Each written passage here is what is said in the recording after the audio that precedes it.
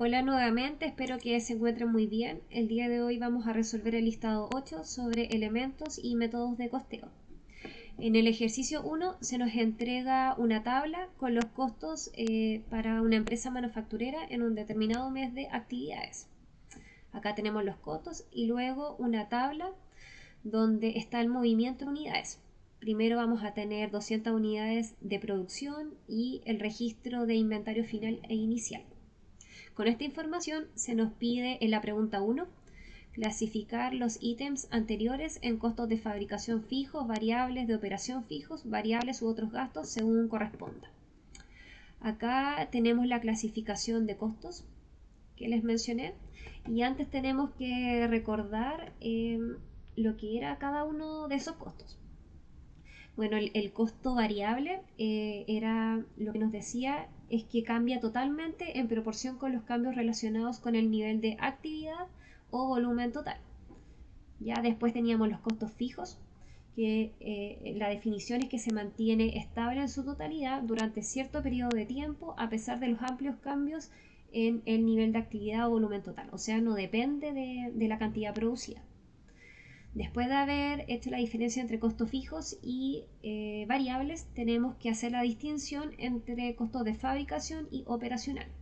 Bueno, los de fabricación son los que participan directa o indirectamente en el proceso productivo. También se les llama costos de manufactura. Y es la suma de los materiales directos, la mano de obra directa y los costos indirectos de fabricación.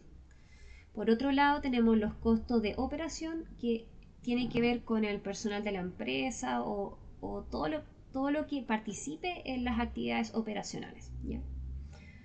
Y estos son los gastos necesarios para mantener la operación de la empresa, la línea de procesamiento, la manufactura, ¿ya? Y el costo es la diferencia entre el ingreso por venta y otras entradas, ¿ya? Y los costos de producción. Dicho eso, vamos a proceder a clasificar estos costos. Primero teníamos la compra de materia prima, ¿ya? Eso lo vamos a retomar después porque ahí tenemos que hacer un cálculo para calcular la materia prima. Entonces vamos a partir con las comisiones de los vendedores. Comisiones de vendedores. Esto es variable, ya va a depender de cuántas ventas hagan, por lo tanto descartamos estos de aquí. Y no tiene que ver directamente con el proceso productivo, por lo tanto no es un costo de fabricación y lo clasificaríamos acá, un costo variable de operación, porque tiene que ver con la operación de la empresa, ¿ya? Para que funcione el negocio. Después tenemos los bonos de producción. Esto también es variable, depende de cuánto se produzca, de la productividad. Y tiene que ver, como le dice su nombre, producción con con la fabricación, ya, la producción del producto. Entonces sería un costo variable de fabricación. Después tenemos el sueldo base de mano de obra directa, ya. Como lo dice su nombre, sueldo base, la palabra base nos indica que va a ser un costo fijo, ya. Y como es de mano de obra directa, es algo que está atribuido directamente a la producción. Por eso es que va a ser un costo fijo de fabricación. Después, y lo clasificamos acá, los 800.000. En el punto 5, ¿ya? Tenemos el inventario inicial de materia prima, eso también lo vamos a retomar después. Y vamos a calcular este de acá. La materia prima, ¿ya? Va a corresponder al cálculo de primero vamos a tener el inventario inicial, ¿ya? Que el inventario inicial es de 2 millones. A eso le tenemos que sumar la compra de materias primas, que va a ser de 5 millones, menos el inventario final de materia prima, 5 millones menos 1 millón, nos da 4 millones de materia prima, ¿ya? Que es el cálculo que tenemos acá. Aquí está lo que les dije anteriormente. Y estos 4 millones corresponde a la materia prima utilizada, ¿ya? Que es el costo, que es la que constituye finalmente el costo de producción. Y tenemos el cálculo. Entonces, esa materia prima es un costo de producción, ¿ya? De fabricación, lo clasificamos acá. variable porque depende del nivel de producción. Después tenemos las remuneraciones administrativas. Ya esto no es algo que esté atribuido directamente a la producción, sino que es más bien un costo operacional, ¿ya? Por eso lo clasificamos acá y nos dice que dependa de algún bono o según cómo haya sido su desempeño, por lo tanto lo vamos a considerar que es un costo fijo. Por eso es un costo fijo de operación. Después tenemos la carga fabril variable, como lo dice su nombre, va a ser un costo variable, ¿ya? Y la carga fabril lo que es lo mismo que hablar de costos indirectos de fabricación y se refiere a los costos que son distintos de materia prima y de mano de obra directa. Entonces, dicho eso, es un costo de fabricación y como le dice su nombre, es variable. Un costo indirecto de fabricación. Después tenemos el arriendo de local de venta por mes. Bueno, un arriendo siempre va a ser un costo fijo, ¿ya? Y como es un local de ventas, va a ser operacional. Ya si fuera una fábrica, diríamos que es un costo fijo de fabricación. Luego en el punto 9 tenemos los gastos administrativos variables. Como le dice su nombre, variable, va a ser un costo variable y no tiene relación directa con la producción, ¿ya? Por lo tanto es un costo operacional, ¿ya? Que es más bien para el funcionamiento del negocio, de la manufactura. Ahora, y por último en el punto 11 tenemos la carga fabril fija. Como le dice su nombre, es un costo fijo, ¿ya? Y es la carga fabril eran los costos indirectos de fabricación. Por lo tanto, lo clasificamos aquí. Luego de haber registrado los costos, tenemos que sacar la suma acá, de todos los costos según la clasificación. Luego de esto vamos a registrar acá las unidades producidas que vienen del enunciado, que es de 200. Después las unidades vendidas, que van a ser estas 200 unidades producidas, más el inventario inicial, 300 menos 30, que es el inventario final, nos da un total de unidades vendidas de 270. Luego de haber clasificado los costos, ¿ya?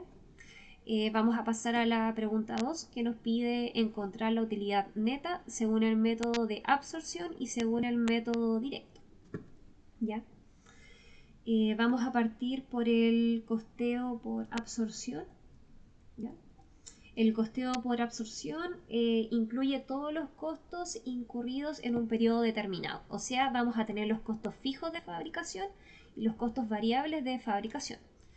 Pasamos a calcular este costo, que como les dije es el costo fijo de fabricación más el costo variable de fabricación. Lo dividimos por las unidades producidas y obtenemos el costo unitario por costeo por absorción.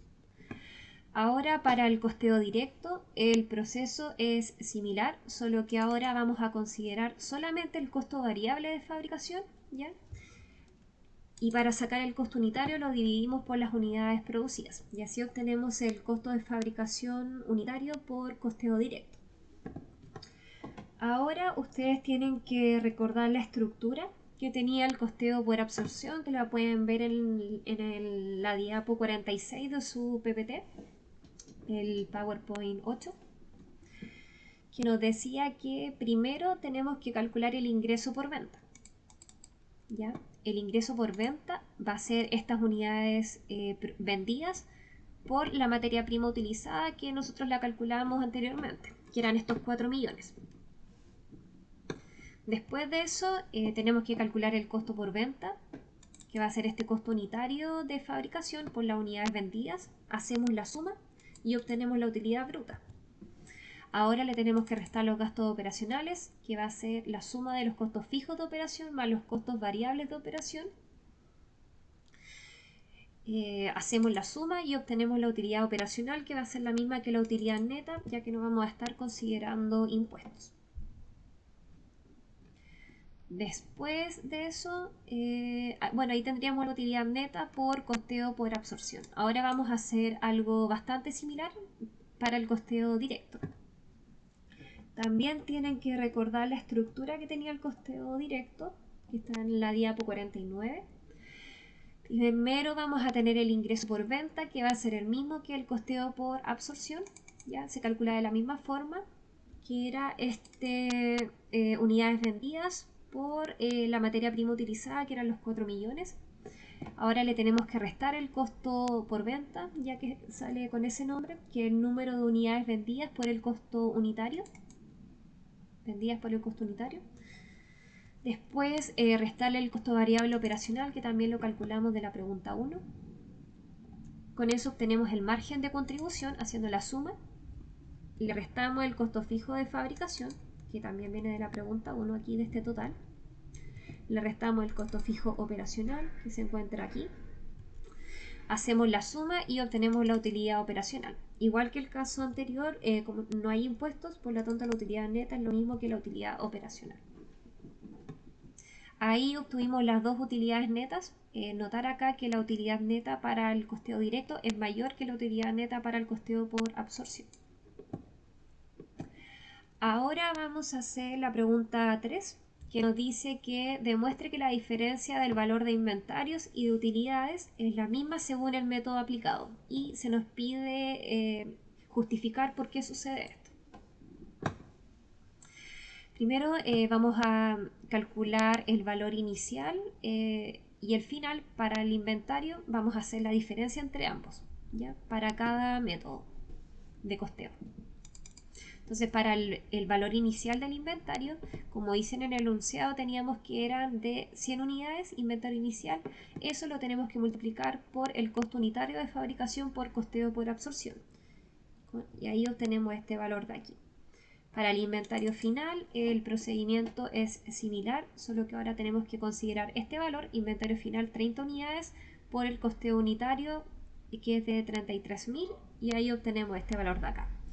Hacemos la resta y obtenemos la diferencia de inventario por costeo por absorción, que es de 2.310.000. Ahora para el costeo directo también vamos a utilizar estos inventarios que se nos entregan en el enunciado, pero ahora lo vamos a multiplicar por el costo unitario que calculamos para el costeo directo, ¿ya? Entonces serían 100 unidades de inventario inicial por el costo unitario de fabricación, ¿ya? Y para el inventario final vamos a considerar las 30 unidades que tenemos aquí, inventario final 30 unidades por el mismo costo. Hacemos la diferencia y obtenemos acá este valor, diferencia de inventarios. Después de esto tenemos que hacer la resta entre ambos, ¿ya? Y obtenemos un valor de 437.500 y la diferencia de utilidades, ya que habíamos calculado en la pregunta 2.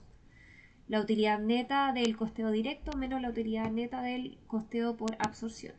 Y si se dan cuenta nos da que son los mismos valores, ¿ya? Ahora tenemos que explicar por qué ocurre esto. Y esa explicación está aquí. Que la diferencia en el valor de inventarios y el valor de la utilidad, según el método que se utilice, para valorizar los inventarios proviene, al menos comparando estos dos métodos, del tratamiento de los costos fijos, ¿ya? Tenemos que fijarnos en los costos fijos. Esto pues, según absorción, la aplicación es proporcional y según el método directo, la aplicación de los costos fijos es directa. Y eso se ve en la ecuación de aquí.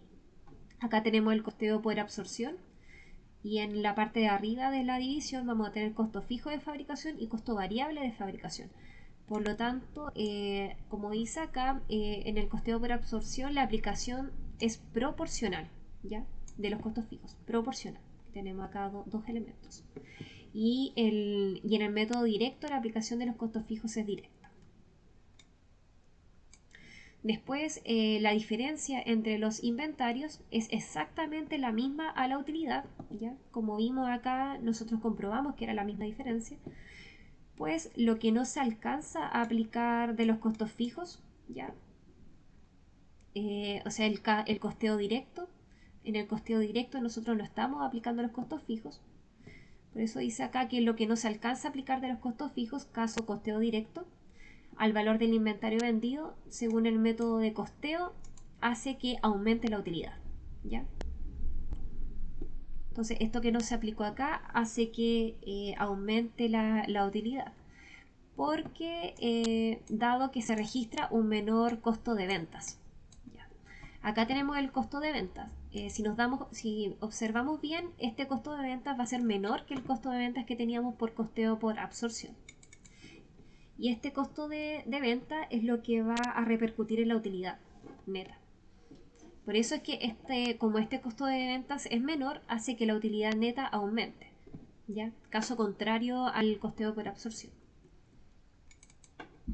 Y este costo de ventas tiene que ver directamente con el costo unitario. ¿Ya? Y ahí está como involucrado lo que les hablaba de la proporcionalidad de los costos fijos. Ahora vamos a seguir con la pregunta 4, ¿ya? Que nos dice lo siguiente. ¿Por qué en este caso la utilidad por método absorción es menor a la del método directo? ¿Ya? Menos 140 y la otra era de 297.500, es menor. Si se supone que a diferencia del método directo, utilizando el método de absorción, los costos fijos se descuentan proporcionalmente y no de una sola vez.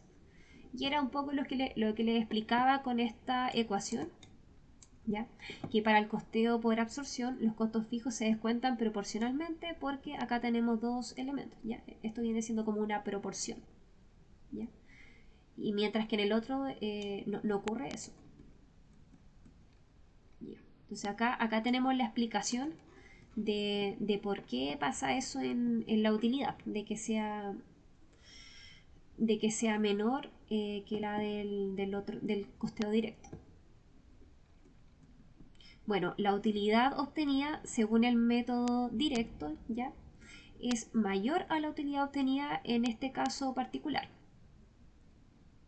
¿Ya? La utilidad del costeo directo, 297, es mayor que la utilidad neta del costeo por absorción que nos dio de menos 140.000. Pues, ¿y esto por qué ocurre? Pues las unidades vendidas en el periodo son mayores a las fabricadas, ¿ya? Acá teníamos unidades vendidas 270 y unidades producidas 200, lo cual 270 es mayor a 200. ¿Ya? Y como el método absorción aplica proporcionalmente los costos fijos de la producción del periodo, ¿ya? Que era lo que les decía, costeo por absorción, este costo fijo de fabricación va a ser proporcional, ¿ya? A los costos fijos de producción del periodo. Entonces estos fueron aplicados más que proporcionalmente porque se vendió más que el 100% de la producción, que era por estas 270 unidades, lo cual es mayor que 200 unidades producidas, ¿ya? Entonces ese costo se aplicó más que proporcionalmente, dado que se tenían inventarios iniciales para dichos efectos. Inventario inicial 100 unidades. Y eso es un poco la explicación de por qué pudimos vender más de lo que se produjo. Y era porque teníamos este inventario inicial de 100. Entonces 200 unidades más 100 nos da 300. Y ahí se explica un poco en por qué las unidades vendidas es mayor a las producidas. Ya, y es por eso que... Y eso es lo que va a hacer que la utilidad sea menor. O sea, sea mayor. La utilidad por el método directo sea mayor. Y lo que les expliqué anteriormente es lo que podemos encontrar acá. Acá tenemos el primer caso, donde, como les decía, las unidades vendidas es mayor a las producidas, 270 es mayor a 200, ¿ya? Y eso hace que la utilidad del método por absorción sea menor a la utilidad por el método directo, ¿ya? Absorción es menor a la del método directo. Entonces ahí tenemos como la relación causa-efecto. Unidades vendidas mayor a producidas, eso hace que la utilidad por absorción sea menor a la utilidad por el método directo. Y también podríamos tener otros dos casos, ¿ya? Que son los que tenemos aquí, donde las unidades vendidas sean menor a las producidas, y eso hace que pase el caso contrario, que la utilidad por absorción sea mayor a la utilidad del método directo. Ahí ustedes pueden comprobarlo dándose valores. Bueno, pero todo tiene que ver con la proporcionalidad que les explicaba, que viene de estas ecuaciones de aquí, con los costos fijos porque si se fijan todo es por estos cálculos de acá, que al final repercuten en la utilidad neta. Bueno, y esa ha sido la ayudantía de hoy. Espero que se haya entendido. Éxito en el estudio y que tengan una muy buena semana. Chao, chao.